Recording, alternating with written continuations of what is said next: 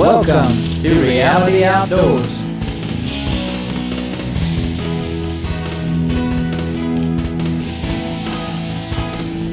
Brought to you by Bros Short, top quality lures.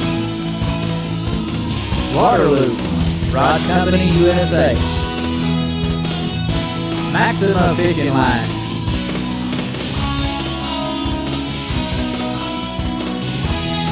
Rack and Spur, home of the Yardage Master bow sight.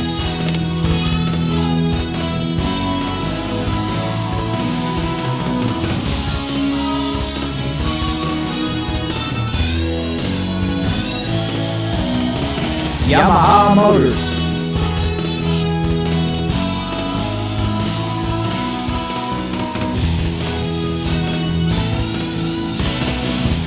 Bass Cat, Total Performance Bass Boats. Now join us for an in-depth look at fishing deep water structure with Eddie Pelfrey.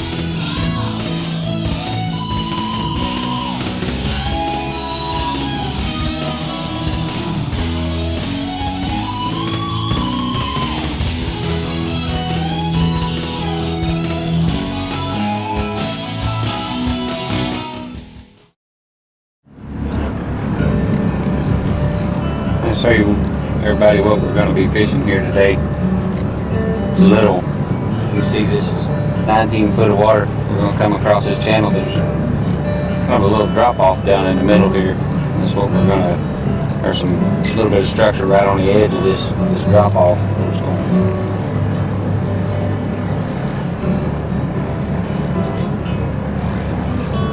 Every once in a while there's a little rock pile that you can actually see the fish that are scattered up in here. This will drop down into about 24 foot of water. This little drop off right here. Coming back up the other side. You see there's this little rocky side right here. Some rocks up on top. You see the fish sitting right on the edge of it. That's what we're going to be fishing. We're going to sit up here in about 18 foot of water and cast back to that. Get down in that 24 foot. You can see all these fish stacked up here.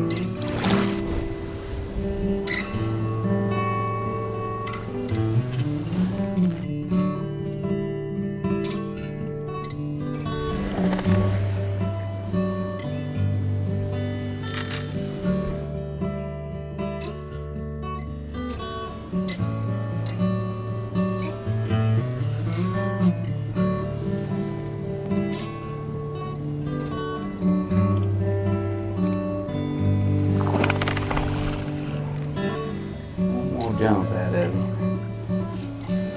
Cooperate. Not too shabby of a fish for the first one of the morning.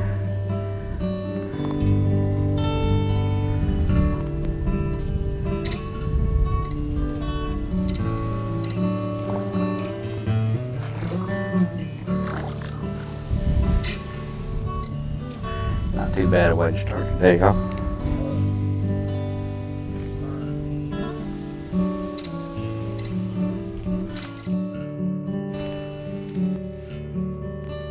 There you go. Oh.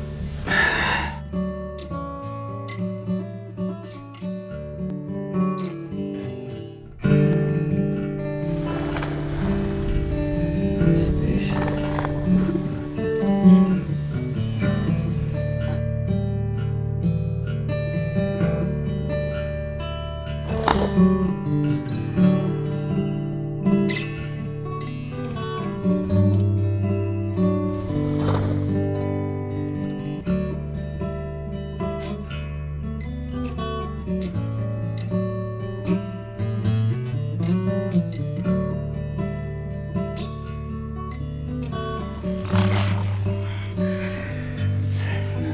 chunky fish.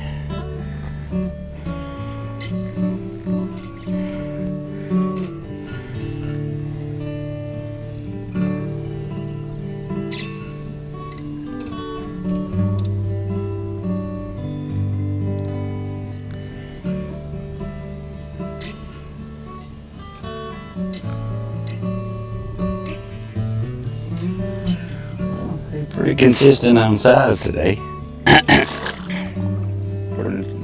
Whether you're deep water fishing or anything, is a good rod, especially deep water. Real important. These fish, you're 24, 25 foot deep with 80 feet of monofilament out there. It's a lot harder to fill a fish than what it is if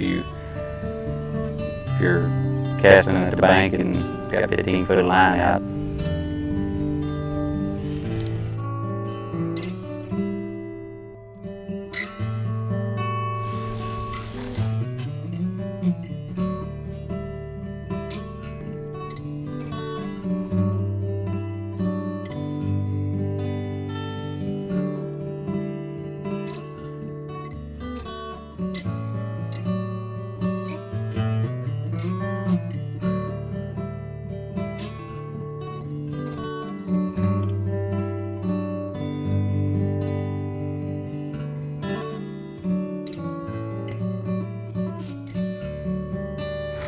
Shoot. Yeah, I guess he's a little bigger than I thought he would.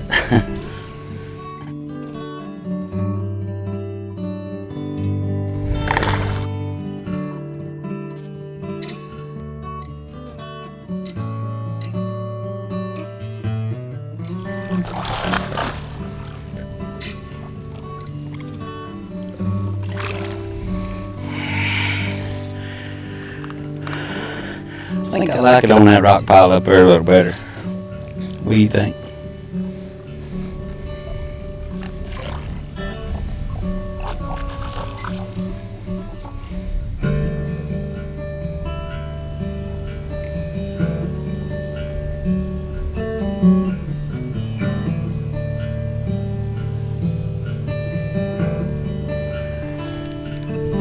Gosh dang.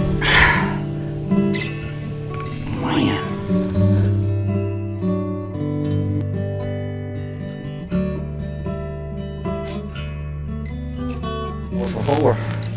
Coming up.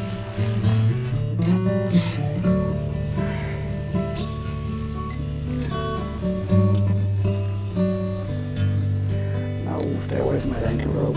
No.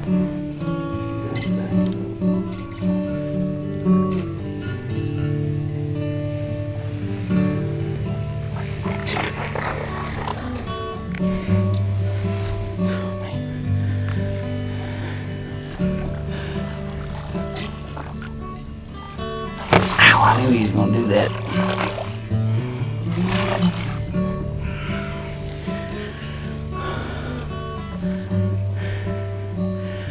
And he tore up my worm again.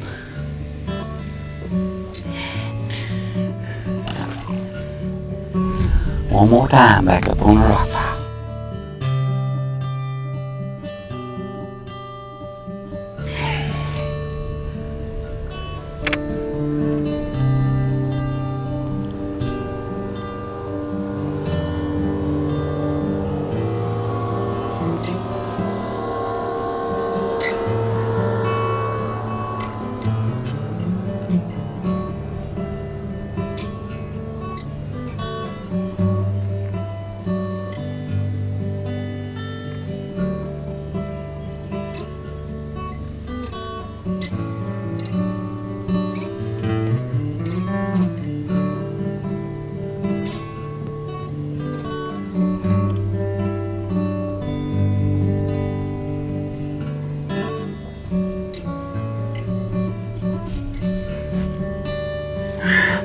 Five for five. Coming up.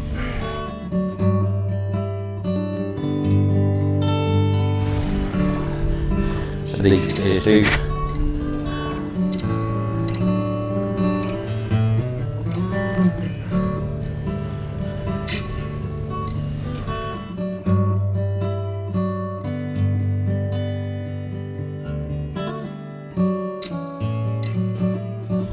Coming up. Change his mind.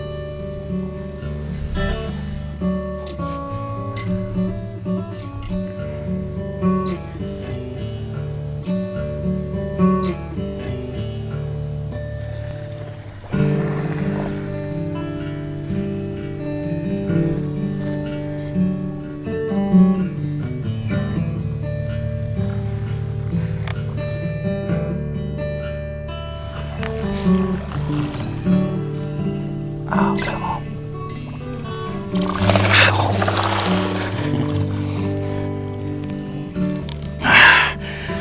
Now my thumb really hurts.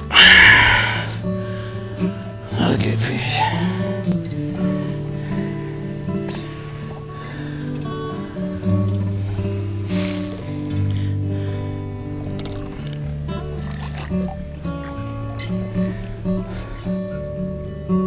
A lot of time people get hung up on structure also. You need to always try to keep in your mind that structure can be anything. The structure is the surface, the bottom. Just a change from gravel to sand, from sand to gravel. Pretty much anything can be structured to a fish. Any kind of little contour, doesn't necessarily have to be a brush pile or something like that that's really sticking up 8 feet up out of the water. Just any kind of subtle changes or anything. Not too shabby of a fish.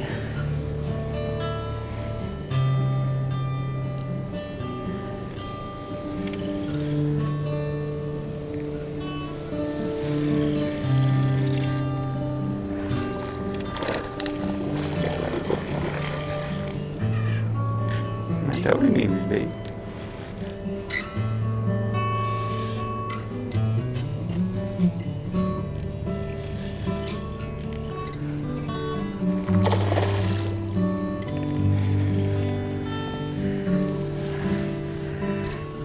He was hooked like he ought to be hooked. Up through the top of the lip.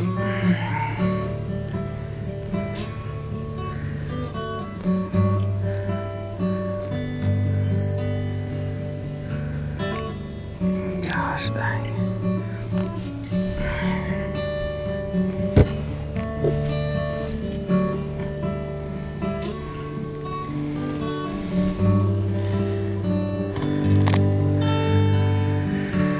Not a bad way to start off another day. Green pumpkin red, Pro V shad.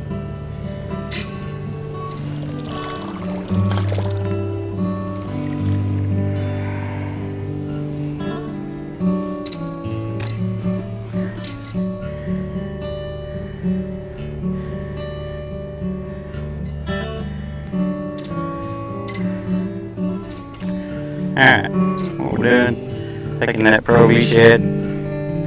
Normally this baits fish weightless or on a Carolina rig, or actually Texas rigging it. You know, looks pretty goofy on that bait. It has an action that those fish haven't seen a whole lot. And they tend to want to eat it up. Later on, as the fish get maybe a little deeper, if we want to speed up the presentation a little bit, we can go to the Carolina rig.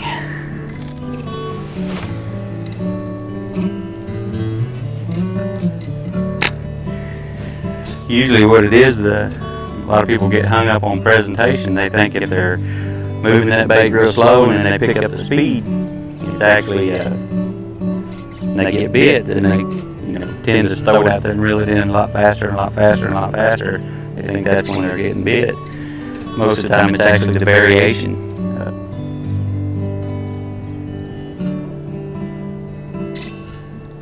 When you actually, the changing of that, when you speed up from going real slow, when you speed up, that fish thinks that he's getting ready to lose his dinner.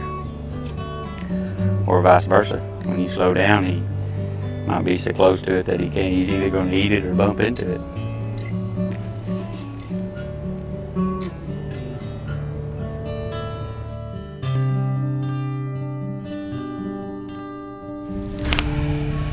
Whoa!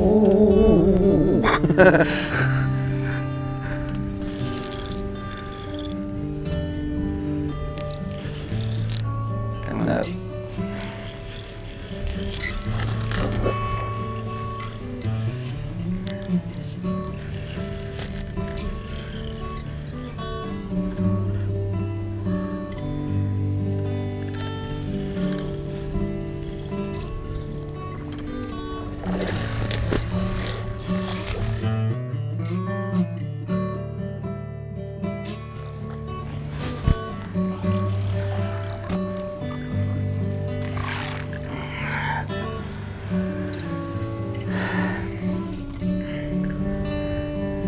exactly kind of what we were talking about. Is what I did there is I actually just bury in the retrieve, could start feeling a little bit of rocks down there, and started just kind of hopping it a little bit in there instead of just dragging it through there.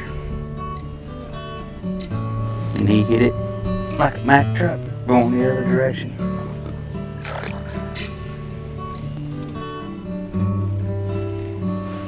We also switched baits, switched colors. Went from the green pumpkin red to baby bass.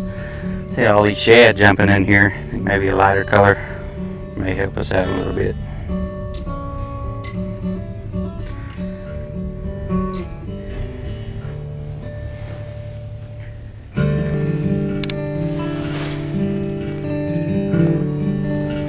But I do believe we'll go back out on that one.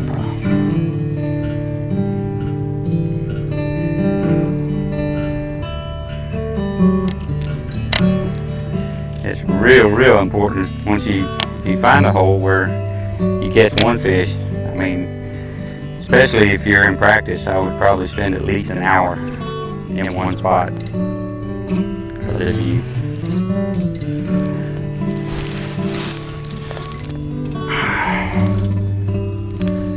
most of the time, once you get in a spot like that, I mean, you catch 10, 20, 30, 40. And we've caught as many as 70 fish sitting on one hump in a half day.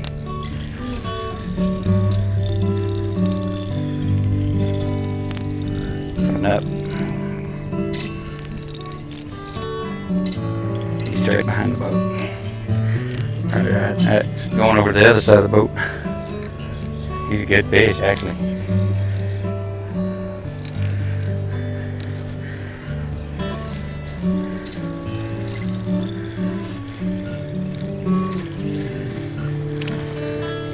As good as I thought he was. Somebody told him he was good. That fish hit it before it ever hit the bottom. Right in 25 foot of water.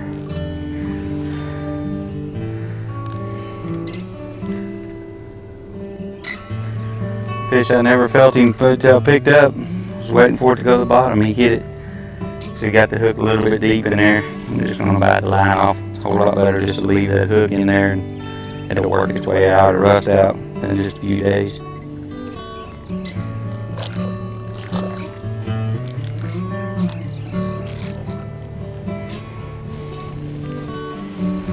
Time to retie. Definitely fishing, worm fishing in general, but definitely deep water. Your rod and your line is probably the most important thing between you and the fish. First of all, when you got that much monofilament out, you know, you've got 50 foot by the time you get to the bottom. I mean, your rod, you have to know when you're getting a bite. It takes a whole lot more feel involved when you're down there 25 feet deep versus when you're even 8 or 10. I've been using Waterloo rods for a pretty good while now. The weight to stiffness ratio, sensitivity, I really don't think they can be beat. I've used Maximum fishing line for probably close to 12 years now, and every time something new comes out, I'm just like everybody else. I run out and got to give it a try, but it doesn't take me very long to migrate back to what I started with. It's super tough. I've fished 12-pound tests 99% of the time. Occasionally, I will go to, when I'm throwing a drop shot rig or something, I will throw 8-pound test. But for the most part, when I'm deep water structure fishing, I'll fish 12 to 15-pound, 14-pound. I really don't get up into the 20-pound test line unless I get into some real heavy structure, and then I'll actually usually go to a braided line most of the time.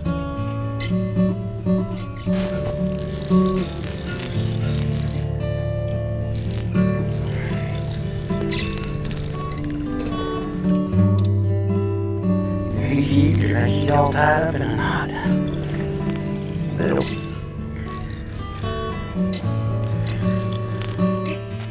They're coming right at me.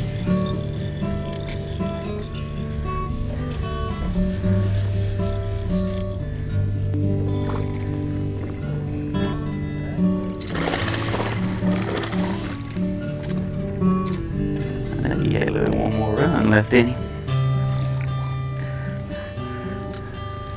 I ought to get 2 points for that instead of just 1, because he ain't got but 1 eye. He didn't see that bait, but just 1 eye. He wasn't getting off.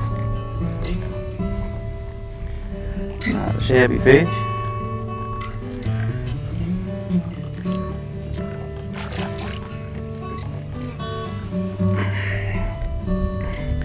Still on that baby bass. I did dip the tail.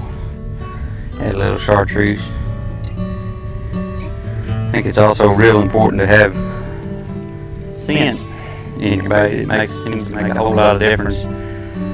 Because of deep water, because a lot of times you don't even feel the fish pick it up. A lot of times you're actually down there jigging it in his mouth. I think it makes a big difference if he can actually taste the garlic or taste your scent on the bait.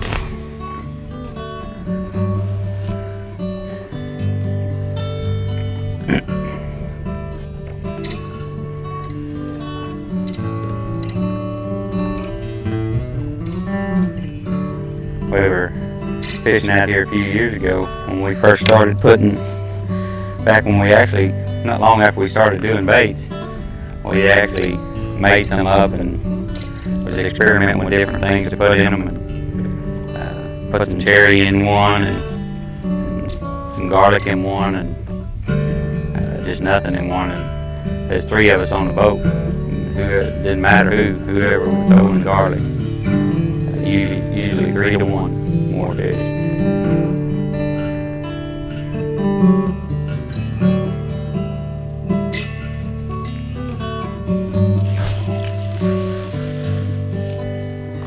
Told you we needed to sit down on that ledge.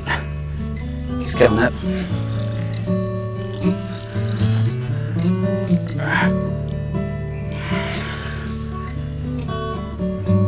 Right out there.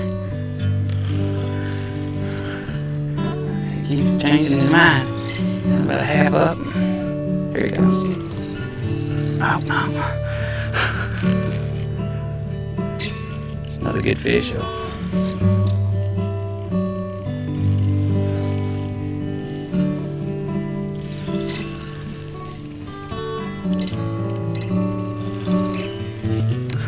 Gosh dang.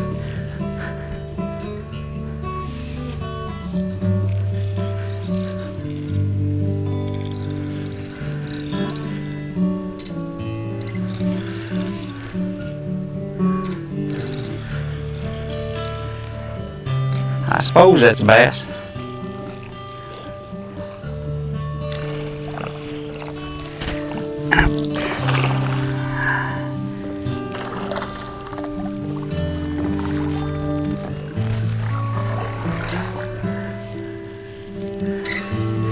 That's what we come down here for. That's a good deep water structure fish.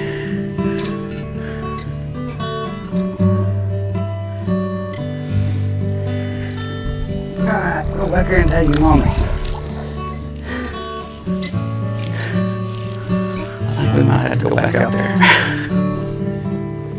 We've been throwing just a Texas rig on that bait, using a 3/8 ounce weight. I'm actually going to switch to a Carolina rig so I can cover a little more water a little faster, get down in there a little bit deeper. Try to make that bait look a little more like a shad.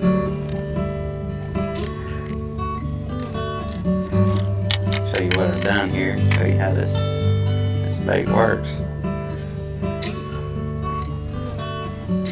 What I've done here, you can use 1 sinker and a bead. Most people, I've actually just took 2 3/8 ounce weights, put them on there together. For some reason it seems like if they're sitting on there like that I get hung up a lot less. Take about a 18 to 24 inch leader. Put these on these sinkers above your swivel.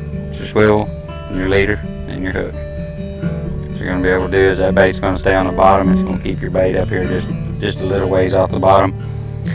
It's actually, most people will try to use the lightest weight possible on your weight up here. That's actually a mistake, I think, because it seems to me the heavier the weight, the more likely it is just for the bait to pull, the fish to pull the line right straight through the sinker instead of actually picking the sinker up and feeling your weight. It actually shouldn't matter because ideally they're not ever going to pick up on that weight anyway. Oh crap. Honey, he ain't figured out he's hooking. Here he comes. Gosh.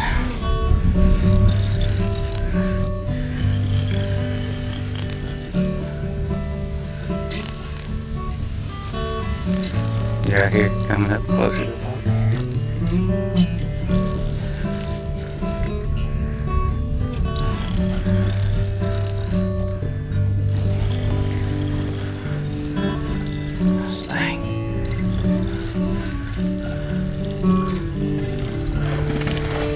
Thought that was a lot bigger fish than that.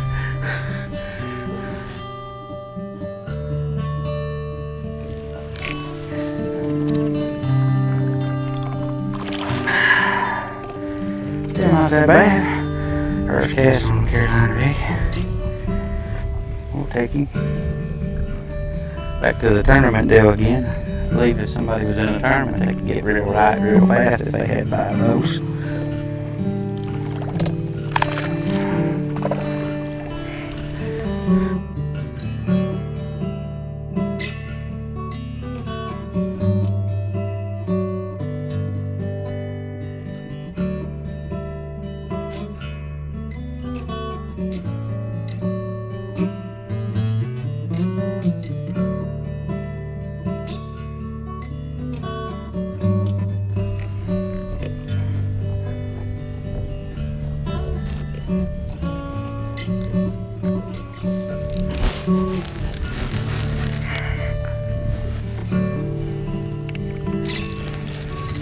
Carolina rig might be the trick today. Coming up.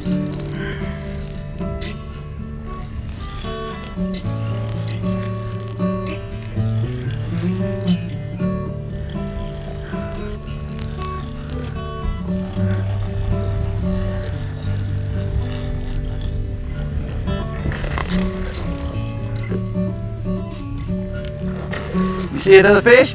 You see that? Oh shoot!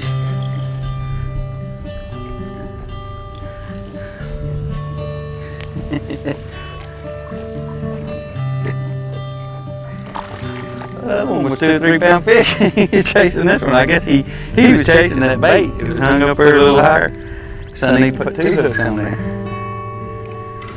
That's a good fish. I was about ready to grab that rod. That other rod and throw it down there. Figured out he's gone.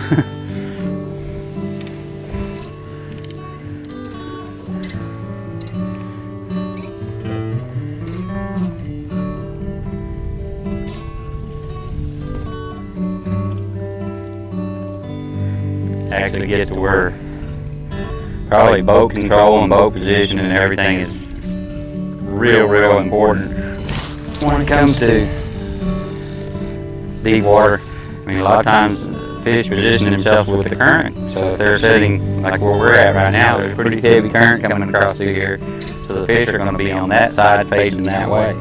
So if we're throwing up or letting the bait go down the current, we're going to do real good. If we're casting the easy way, going back here and pulling it back up to us, we're actually going to be coming up mostly behind the fish. Not saying that they still won't eat it, but usually they kind of, if they're sitting there waiting on these shad to come across through there and all the shad are coming one certain way and then you have one coming the other direction, it's just something that's a little bit different. Sometimes the difference is you might get big.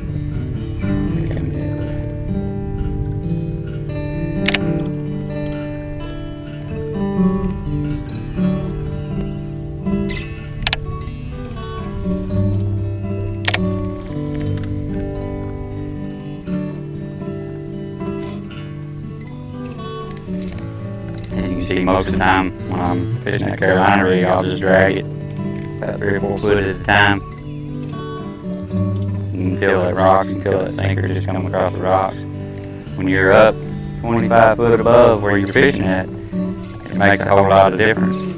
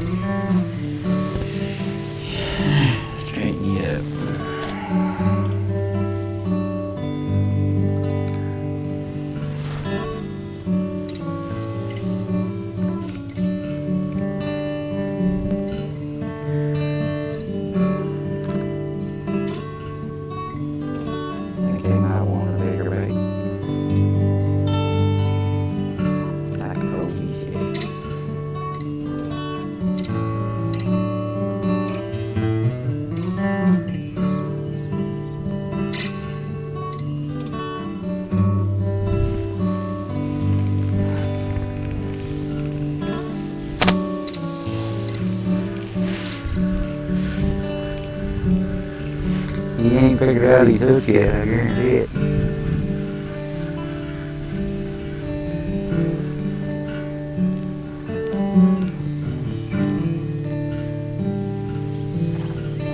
Oh, he figured it out now.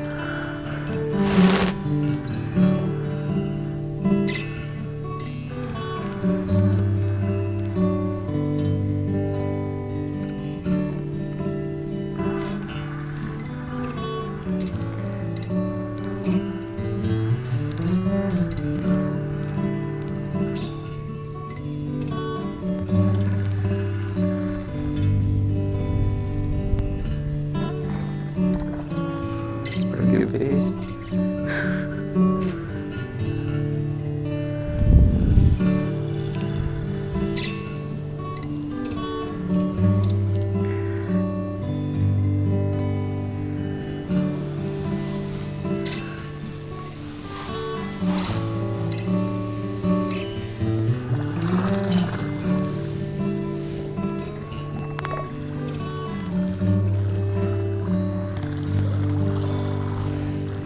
Spit that little hook at me. Pretty good. That's where it ought to be. He would have never got off. Never set the hook. Huh.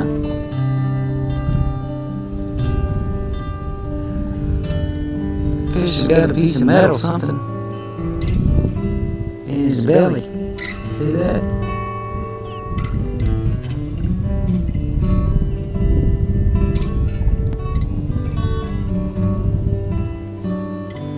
It's not a hook. I don't know what it is.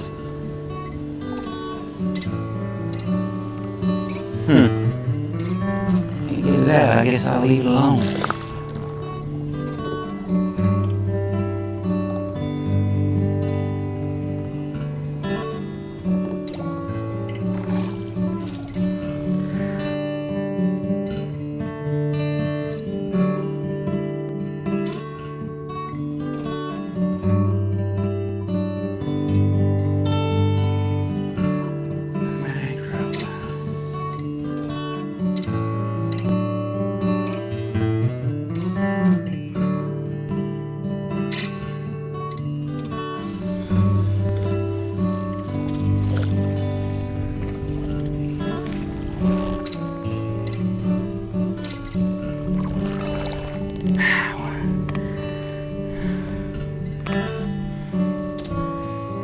Hard to believe that little bitty hook. Get them fish in. There's 2 fish on the very first drop shot worm. Put it back on there. He almost got to put it up, but we'll just turn him over. See if we can get fish number 3.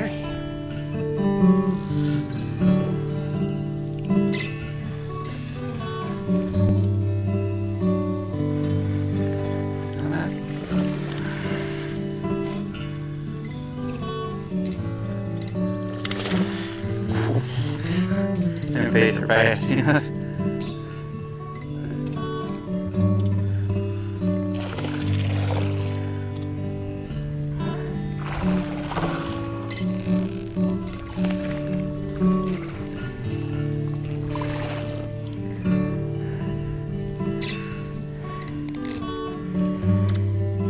It ought to be illegal for them fish to be able to grab hold of my thumb and shake their head like that.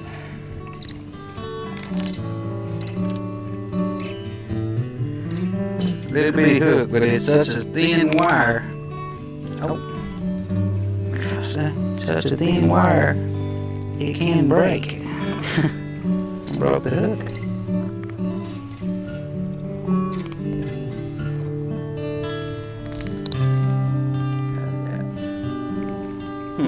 Broke that hook. Drop shot fish number 3. All on the very first drop shot, Pro Choice drop shot worm. 3 fish on 1 worm.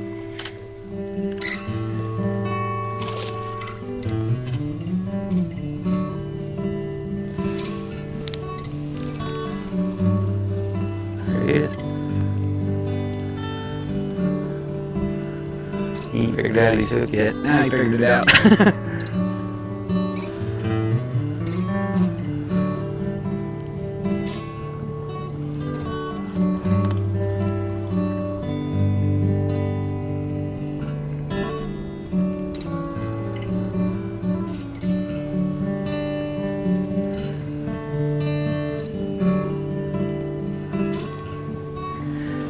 We got the baby fish. They got using a lot smaller hook, real light line.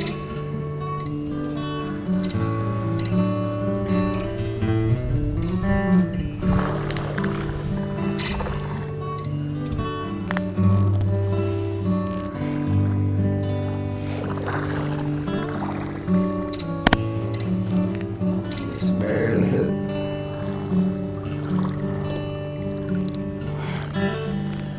Not a big fish, but I definitely wouldn't mind on a tough day coming across 5 of them in the tournament just to get things started.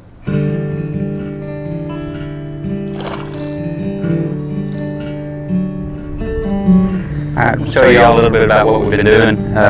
We've been actually fishing out here in 20-25 foot of water. Got a variety of different baits today. Caught most of our fish. Started off fishing a green pumpkin, red, pro shad. Kind of graduated from that to the baby bass. Kind of went from the baby bass. Seemed like the lighter we got, the better they bit. So we ended up throwing the pearl. The majority of our fish come on that bait right there. This bait more resembled the size of the shad that was in here, so that's why they were keying in on that bait. If we would have found that in switching up, we'd have found that they had been wanting something a little bigger, we'd actually switch to the Super Minnow, which is a little bit larger profile, a little bit flatter on the side, so it gives a little bit more of a flash. This striker works very, very well when they get up chasing those larger shad. Size really is important. If they would have actually been keying in on a little bit smaller shad, we would actually switch to our just our jerk bait. This bait, a lot smaller profile, works very, very well. You know, if the shad would have been, 3 or 4 inches long, this bait right here, about the same action as what the Pro V shad and the Super Minnow, it's just a whole lot smaller. We could also throw in a tube. Tube bait works real well. Use a 3/8 ounce jig head down in that deep water. Get that bait way down in there. I'm sure if we would have thrown this bait, we would have caught fish on it also. On either color, this is a watermelon candy. Works very, very well. We catch a lot of fish deep water throwing a tube. If we would normally, this is kind of everybody else's favorite. Everybody kind of associates Carolina rig and deep water with a throwing lizard. It's our watermelon lizard. You get into deep water, normally kind of as a rule of thumb, if I've got any kind of wood or any kind of trees or anything like that, then I can feel more comfortable about throwing a lizard or a warthog. It seems like if they're really keying in on shad, it seems like rocks and shad tend to go together a little more unless you got a fairly rocky bottom where crawdads and crawfish and so forth. This is a warthog, same deal. If you get into, you got some structure where you've got actually trees, any kind of wood structure on the bottom, this bait right here works very, very well. It's got a lot of action, moves a lot of water around. We fish this bait also a lot at night. For fishing in deeper water at night, we fish throw it in the black. It moves a lot of water, so fish can actually locate it fairly quick. Also another bait. A lot of people are catching on right now to our sink baits. This bait doesn't look like it does a whole lot of anything, but it is loaded with salt, so it makes it extremely heavy. Normally, if I'm fishing below 12 foot of water, I'll weight this bait. If I'm fishing 25 foot of water, I'm going to fish it on a Carolina rig and probably wacky rig it or so forth. Our trick worm works very well for that also. But if I'm fishing 12 foot and up, this bait falls about a foot per second. So you can actually cast it out there and count it down, 1001, 1002. When you get to 12, it's on the bottom all by itself with no weight whatsoever. This bait actually quivers in the water as it's sinking, so that's really triggers a lot of strikes. Back to what we talked about before also, all the baits are loaded up with garlic. I think that a lot of times scent doesn't make a whole lot of difference, but really when they get finicky, or a lot of times if you can't feel the bite, that's that added edge that you need to get them just to hold on just a little bit longer, so that you can get hooked at. I also caught some fish on the drop shot worm. This is a bait that we just come out with. This bait's actually made to fish vertical, up and down, so it's not made to fall like this, or it's actually made to stand out like this on your drop shot rig, and when you jig it back and forth, this tail actually has a waving action in the water. Very first cast, caught a fish on this, caught 3 fish on the only one that I threw today. So this is going to, I believe, prove to be a very, very good bait. And then get into the Texas rig, really don't get caught up into the size of your sinker, because I mean a lot of times you can fish that big 1/2 ounce or 3/8 ounce weight on that little ringworm right there, and I mean fish key in on what it is, and there's some pretty odd looking stuff down there on the bottom, so they really don't pay that much attention to that sinker. It's just part of the bait. But other than that, let's go catch some fish. I'm gonna catch one about 9 pounds. It took me 20 minutes to get it in. It's gonna be fun.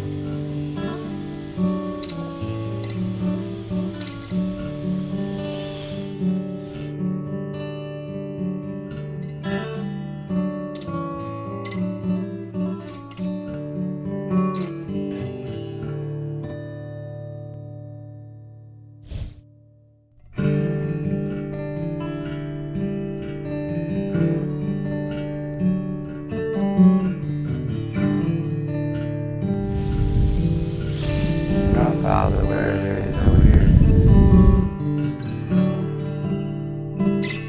Could be good when I do find one, because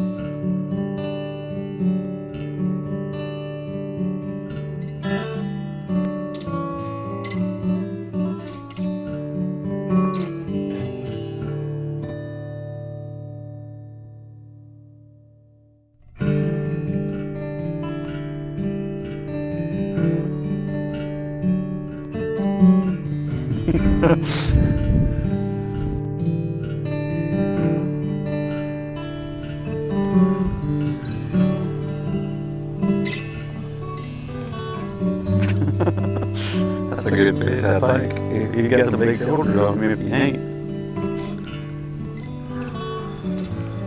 Gosh dang.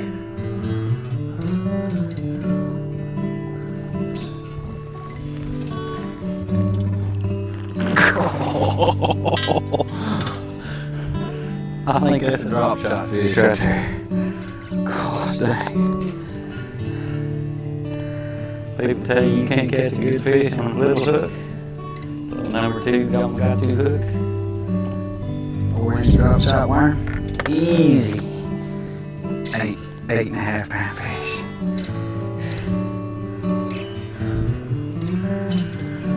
Whew.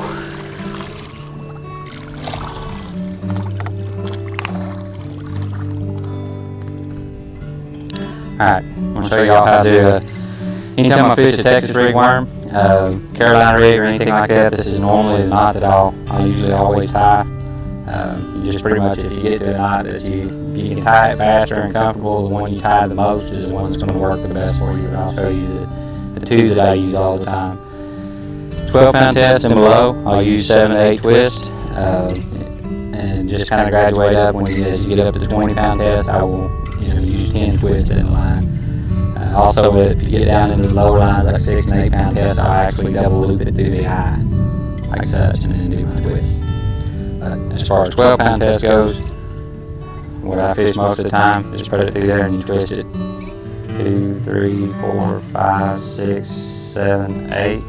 And you're going to run this right back through. Try that again. Right back through the eye there, and you're going to loop it around. And go through, back through the loop that you tied. And then always wet it. And then cinch it in. That's going to be your knot. We'll tie that one more time, so I'll show you. Run it through there. 1, 2, 3, 4, 5, 6, 7, 8. We're going to run it through there, through the loop that you made, and then put that back through the loop, and then wet it and cinch it down, and then pull it tight.